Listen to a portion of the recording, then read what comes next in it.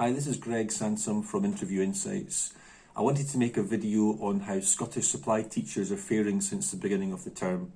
I myself am a supply teacher, so I thought I would take you through today, Monday the 12th of October, and it's 6:30 in the morning.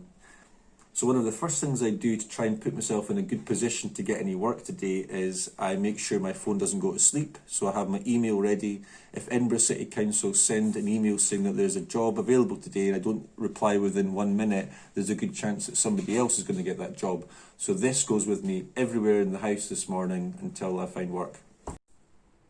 So it's 7:18. I've been very fortunate.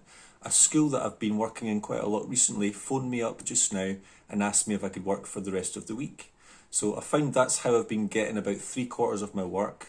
The supply, Edinburgh City Council will email, do you want to go to the school today? I'll go to the school, and then at the end of the day the school will say, can you work tomorrow? Can you work the next day? Now I know I've been quite fortunate the last 3 weeks. My luck's turned round with how much work I've been given, but it's really been quite a mixed bag in Scotland in general.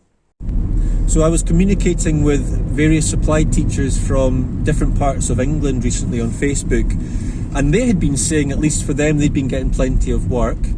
In Scotland, it's a bit more challenging because NQTs, probationers, and even the government have asked retired teachers to come back into the teaching. These people seem to be all getting prioritised over supply teachers here. So this is the last week before half term ends, and it's the October holiday breaks. My family and I have booked 4 days in the Brecon Beacons in Wales, but we have no idea whether that's going to go ahead or not.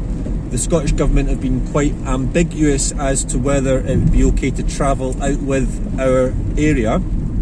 So the guidelines basically say you can if you want, if you've already booked, but we don't recommend it, and if you do, just be extremely careful.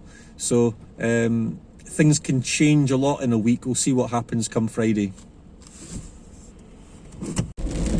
So one Facebook user who responded to my question had moved up from England to Scotland during the pandemic, which was a very stressful thing, as you could imagine. And he has had a lot of problems with getting registered up here. It's a long drawn process, and he's had very little work. He can work in primary and secondary level, and when he was in England he was a secondary teacher, but for some reason on his qualification the documentation doesn't make clear that he's able to teach in a secondary school, so he's unable to work in secondary schools up here. And he said that he's actually thinking of packing it in and going back down to England. Things are just so dire for him. Another teacher said she's had so little work that she's actually working full-time in Asda just now and doesn't know if things are going to change for her. Another user said that 3 or 4 years ago she was in full-time employment as a teacher, and she had a terrible car accident which meant that she was unable to work full-time anymore, and she went onto the supply list.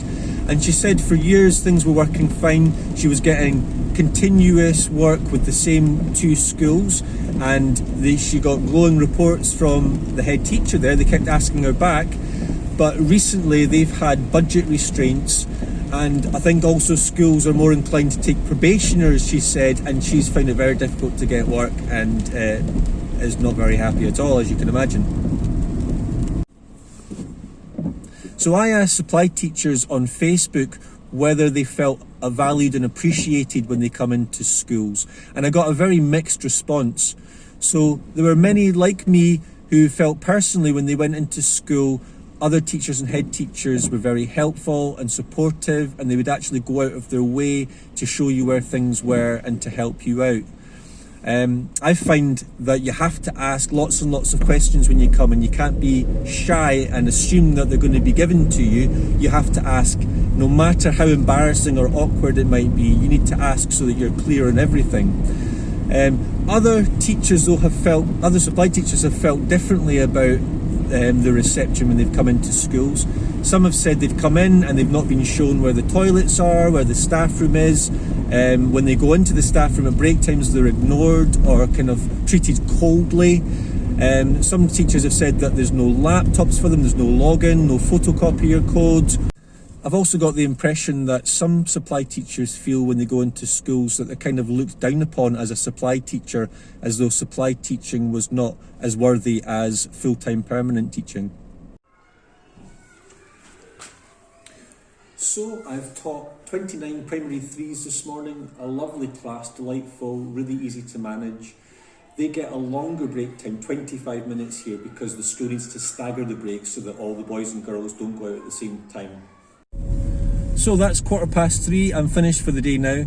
The afternoon was spent with a couple of different P1 classes, but from 2:45 up until about 3:10, I spent all that time working with the PSA, cleaning loads and loads of play resources. So basically all of the pegs, the lunch trolleys, loads of different toys and furniture and pieces of equipment sprayed down thoroughly and then cleaned, dried thoroughly with a paper towel.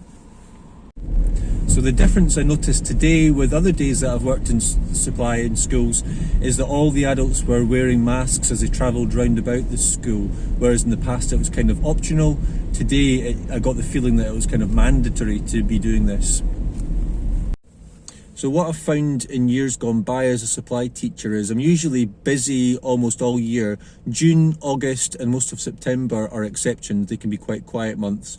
So this year I managed to get myself a job as a relief support worker with the Action Group, so it's helping adults with learning disabilities.